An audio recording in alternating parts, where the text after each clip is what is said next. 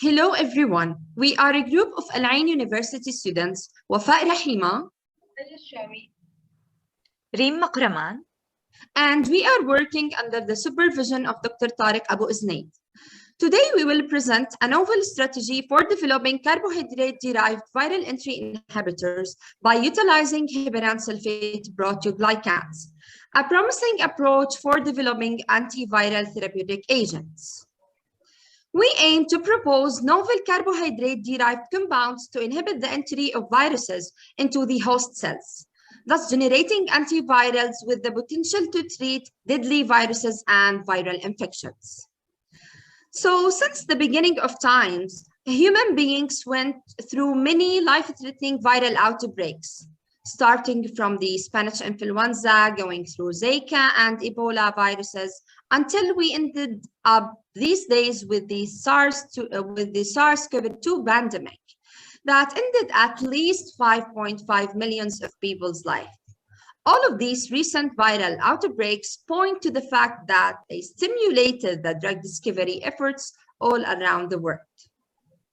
The discovery of the 3D structure of the viral cell surface glycoprotein envelope, which is suggested to be responsible for the interaction or the attachment of the virus into the host cells, is the aid for designing antiviruses through the blocking of the site of interaction of the envelope. The 3D envelope structure in the virus is a finger-like molecule that is made up of three domains, domain 1, domain 2, and domain 3. The viral glycoprotein envelope are accountable for the main steps involved in the entry process, which includes recognition of the receptor and fusion between viral and cellular membrane. Gaining structured information on envelope proteins will help in understanding the molecular interactions that help in the entry of viruses into their target cell. Furthermore, the reported structure highlights the regions of the envelope proteins that can be targeted to block the entry of viruses. Actually, two features of the viral glycoprotein envelope and membrane could be utilized to design entry inhibitors. The hydrophobic pocket between domain 1 and 2, which was found to interact with the detergent beta-N-octanyl glycoside, and the C-terminal portion of the viral glycoprotein envelope, which composed of stem region followed by a membrane anchor. How is heparan sulfate proteoglycan can be involved in viral pathogenicity? A highly sulfated sugar molecule on host cells will act as a valuable target for the virus. This protein will be highly interact with the viral glycoprotein, helping in the attachment and the entry process to the host cell. Viral glycoprotein is a highly positive molecule. Take as an example SARS-CoV-2 virus, which consists of arginine and lysine. Hence, an anionic drug molecule will be able to inhibit the electrostatic interaction between the receptor and the viral glycoprotein. And in this picture, it shows us the entry process of the virus to the cell using different host cell receptors. The entry of RNA viruses to the host cell is a complicated process. It is mediated by the viral glycoprotein under acidic conditions. Recently, many reports indicated that many viruses enter the host cell via clarithin-mediated endocytosis, as noticed with other types of flaviviruses.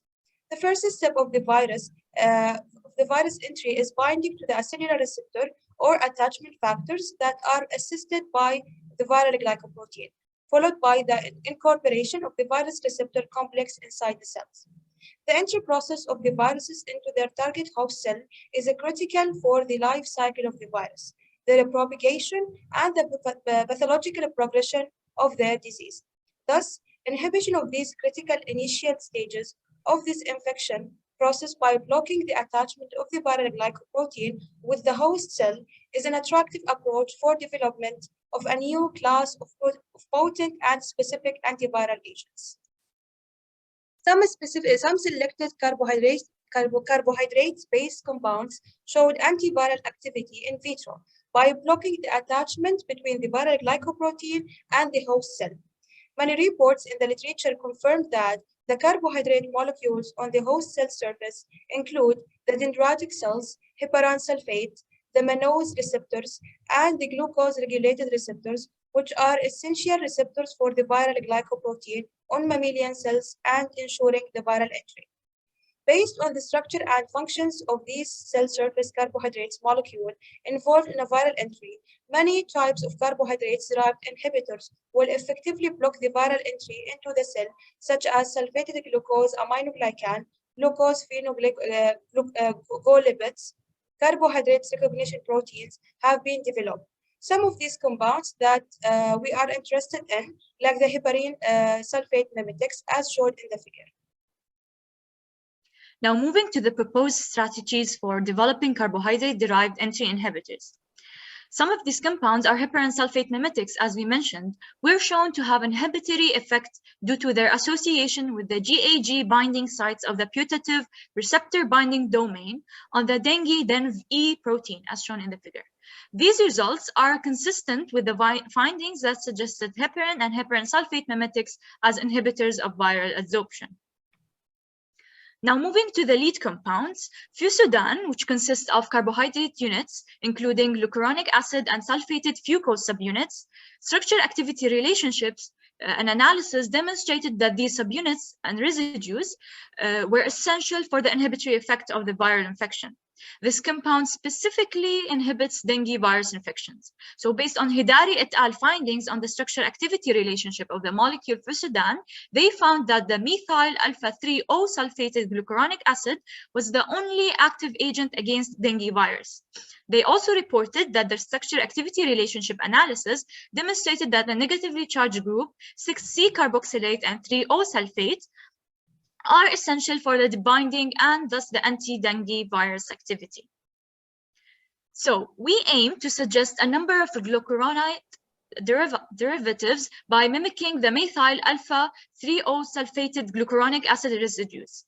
Positions 3 and 6 can be substituted as seen with negatively functionalities, such as phosphate, tetrazole, sulfate, carboxylate, and sulfonamide, as you can see in figure 4, sorry. So heparin is a well-known anticoagulant, which is proposed as a lead compound. It's a highly negatively charged, which is known to actively bind to virus glycoprotein and exhibit the antiviral activity. The interaction between the negatively charged sulfate and carboxylate on the heparin is done with the lysine and the arginine residues in the viral protein, glycoprotein. So we suggested to omit these functional groups required for blood thinning properties to only maintain the antiviral activity properties. So at the end of our proposal, we aimed and we introduced novel carbohydrate-derived compounds to inhibit the entry of viral infections, viruses that cause viral infections into the host cells, thus generating antivirals with the potential to treat deadly viruses and viral infections. So at the end of our presentation, we would like to sincerely thank our professor, Dr. Tariq Abu Uznaid and Al Ain University. And special thanks goes to Abu Dhabi University for this golden opportunity. Thank you very much.